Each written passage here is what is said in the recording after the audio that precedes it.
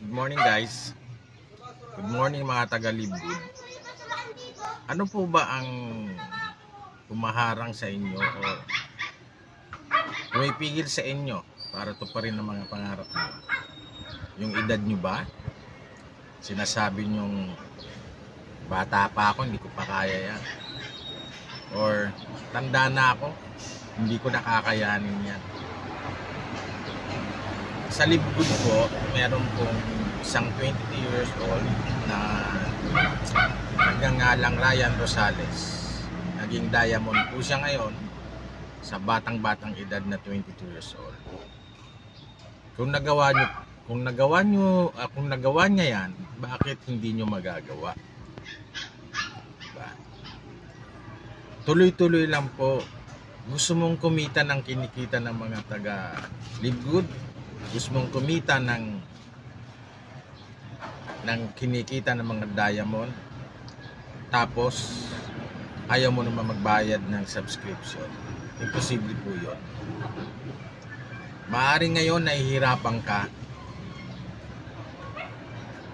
ay ibig sabihin po niyan nasa tamang daan ka.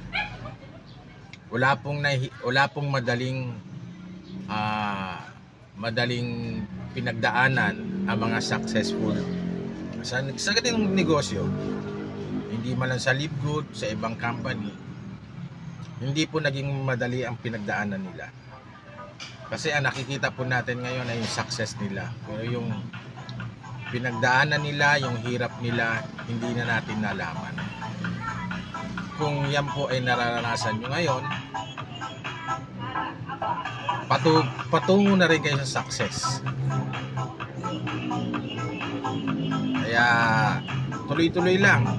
At yung mga hindi pa member ng Libgood ay medyo maging curious na kayo, mag-research na kayo, YouTube, sa Google, sa TikTok, YouTube, Facebook, kahit saan, i-research nyo na. Ano ba naman yung maliit na kapital, diba? Pero ang earnings mo naman ay grabe.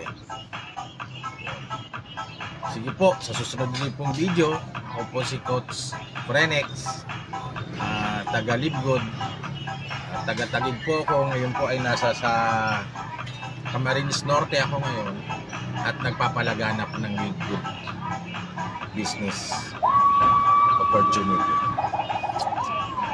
Bye-bye!